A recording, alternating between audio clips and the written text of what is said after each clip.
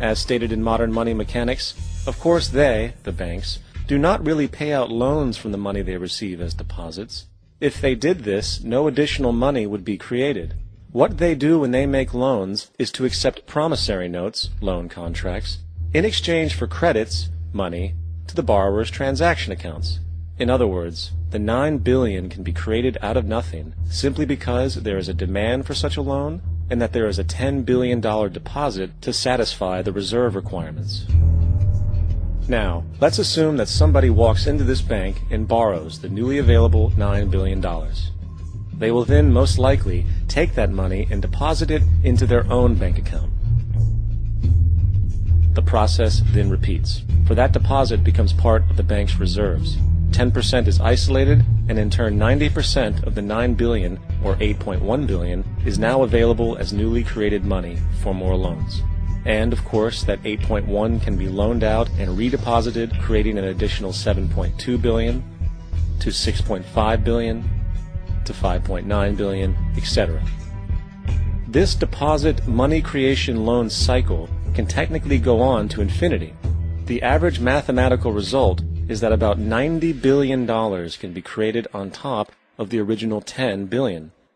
In other words, for every deposit that ever occurs in the banking system, about 9 times that amount can be created out of thin air.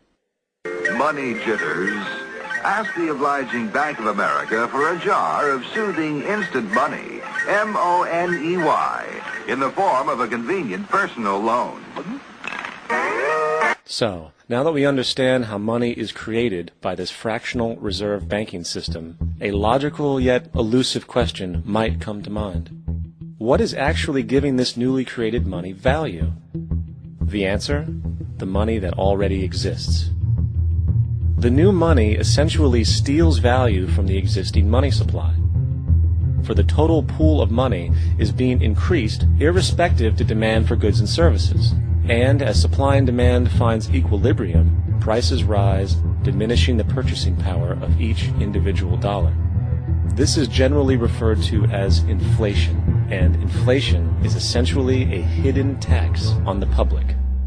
What is the advice that you generally get? And that is, inflate the currency. They don't say debase the currency. They don't say devalue the currency. They don't say cheat the people who are saved.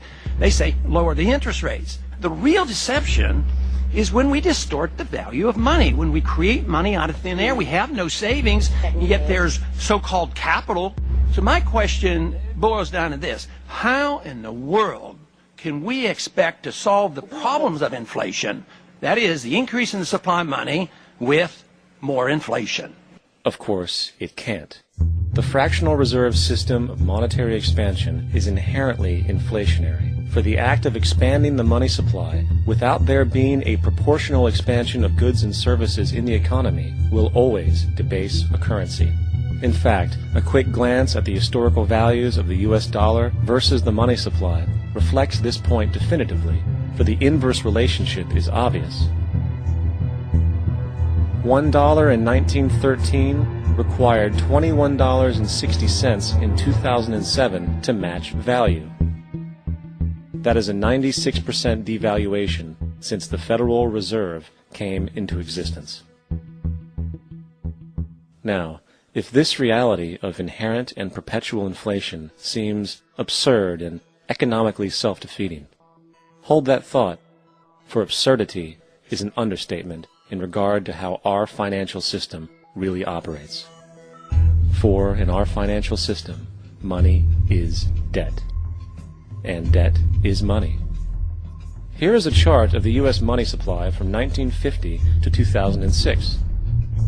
Here is a chart of the U.S. national debt for the same period. How interesting it is that the trends are virtually the same. For the more money there is, the more debt there is. The more debt there is, the more money there is. To put it a different way, every single dollar in your wallet is owed to somebody by somebody. For remember, the only way the money can come into existence is from loans. Therefore, if everyone in the country were able to pay off all debts, including the government, there would not be $1 in circulation.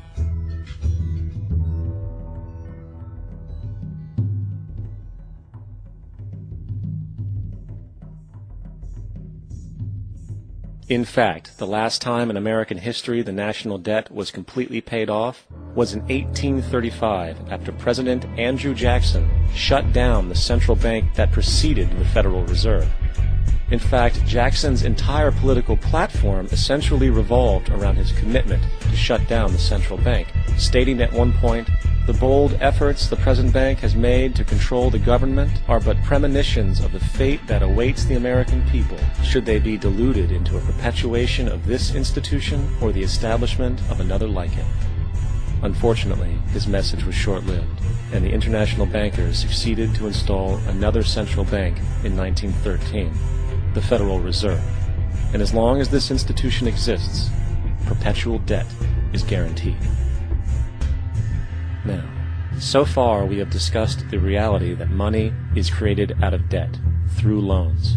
These loans are based on a bank's reserves, and reserves are derived from deposits. And through this fractional reserve system, any one deposit can create 9 times its original value, in turn debasing the existing money supply, raising prices in society.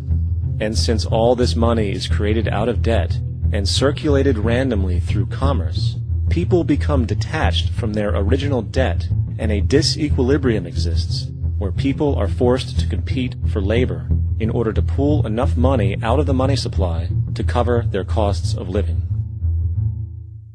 As dysfunctional and backwards as all of this might seem, there is still one thing we have omitted from this equation. And it is this element of the structure which reveals the truly fraudulent nature of the system itself: the application of interest. When the government borrows money from the Fed, or when a person borrows money from a bank, it almost always has to be paid back with accrued interest. In other words, almost every single dollar that exists must be eventually returned to a bank with interest paid as well.